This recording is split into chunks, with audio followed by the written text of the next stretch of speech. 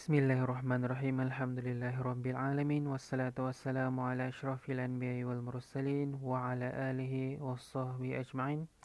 Assalamualaikum. Selamat datang ke kelas pendidikan Islam pada minggu kedua PDPR. Baiklah, insyaallah Ustaz akan bagi penerangan sedikit saja untuk pelajaran pada hari ini.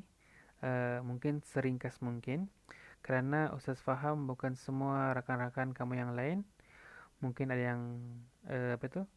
Mungkin ada yang lemah dalam capaian internet mereka di rumah. Jadi kita akan buat ringkas supaya semua dapat manfaatnya insyaallah. Oke, baiklah insyaallah pada hari ini kita akan masuk tajuk baru yaitu di bawah bidang tajuk hadis, yaitu tajuk hadis pertama yang bertajuk Mungkar Dicegah Hidup Berkat. Kalau kamu rujuk buku teks, walaupun kamu orang belum dapat, ada di muka surat 52 hingga 58. Tapi kamu orang juga boleh download buku teks tersebut di internet. Baiklah, kita teruskan. Oke, objektif pembelajaran kita pada hari ini kita akan dapat 5 perkara. Pertama, kita dapat membaca dan menyatakan maksud hadis. Yang kedua, kita akan tahu maksud mungkar. Yang ketiga, kita tahu cara mencegah kemungkaran. Yang keempat, kita tahu menyatakan hikmah mencegah kemungkaran. Dan yang kelima, kita akan tahu menyatakan pengajaran hadis. Baiklah, seterusnya kita akan baca hadis dia. An Abi Sa'id Al-Khudri radhiyallahu anhu qala sami'tu Rasulullah sallallahu alaihi wasallam yaqulu man ra'a minkum munkaran falyughayyirhu biyadihi fa in lam yastati' fa bilisanihi fa in lam yastati' fa biqalbihi wa dzalika da'aful iman. Yang maksudnya daripada Abu Sa'id Al-Khudri radhiyallahu anhu, beliau berkata, aku mendengar Rasulullah SAW bersabda, sesiapa di kalangan kamu yang melihat kemungkaran, hendaklah dia mengubah dengan tangan. Sekiranya dia tidak mampu, hendaklah dia mengubah dengan lidah. Sekiranya dia tidak mampu, maka ubahlah dengan hati. Dan mengubah dengan hati adalah selemah-lemah iman.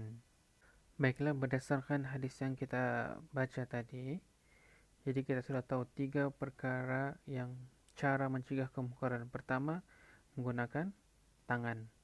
Yang kedua, menggunakan lidah. Dan yang ketiga, menggunakan hati. Oke, kita tengok maksudnya. Maksud kemungkaran ialah dari segi bahasa, perbuatan atau perkataan yang dianggap buruk oleh akal yang sehat. Yang kedua, dari segi istilah, perbuatan atau perkataan yang ditegah oleh syarak atau yang melanggar perintah Allah. Hukum menangani kemungkaran. Apa hukum menangani kemungkaran? Nah, ini dia punya dalil surah Al-Imran ayat 110. Hukum menangani kemungkaran adalah wajib bagi setiap muslim bagi menangani kemungkaran mengikut kemampuan masing-masing. Jadi, untuk menangani kemungkaran ini adalah mengikut kemampuan masing-masing. Yang tadi kita sudah baca hadis tadi, ada 3 cara. Pertama, tangan, lidah, dan hati. Kita akan tengok contoh satu persatu. Pertama, mengubah dengan tangan. Maksud mengubah dengan tangan ini ialah kita mengubah dengan kuasa yang kita ada. Contohnya kita berkuasa terhadap orang di bawah kita. Sebagai contoh, kalau Perdana Menteri, bawah dia rakyat. Kalau guru besar ataupun pengetua, bawah dia adalah guru-guru dan murid-murid. Dan kalau guru-guru, bawah dia ialah murid-murid.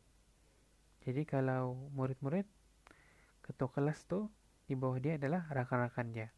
Jadi dia ada kuasa terhadap rakan dia. Contohnya rakan dia nampak rakan dia buat perkara yang tidak elok. Jadi dia berkuasa untuk atas sebagai ketua kelas untuk memberi laporan kepada guru supaya perkara kemungkaran itu dapat dicegah. Itu contoh. Seterusnya ialah mengubah dengan lidah. Nah, tadi kuasa, sekarang lidah. Lidah nih ialah menegur, menasihat dengan baik. Lapor kemungkaran sama ada secara lisan ataupun tulisan. Nah, ini dengan lidah.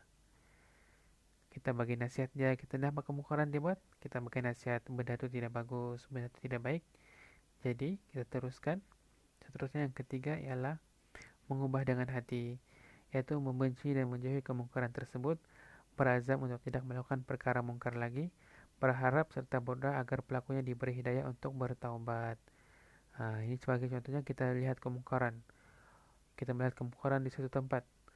Tentu kita tidak kuasa untuk kita mau kuasa tiada. Kita mau bagi nasihat kita tidak berani sebab kita masih kecil lagi. Dan tapi maksiat itu kita nampak. Jadi kita benci perbuatan mungkar yang mereka lakukan dan berdoa supaya mereka tidak lagi melakukan perkara tersebut. Oke, seterusnya hikmah kemenangan kemungkaran kita baca satu saja. Dia dapat mewujudkan masyarakat yang harmoni karena bersikap prihatin. Nah, ini menjadikan kita kita betul kita akan menjadi masyarakat prihatin karena sentiasa kisah pasal orang lain supaya kita dapat menjadi masyarakat yang aman dan harmoni. Jika kita dapat orang mencuri, kita buat tidak kisah saja. Nah, kita pun tidak buat laporan polis. Jadi gejala pencurian semakin akan berleluasa. Itu contoh.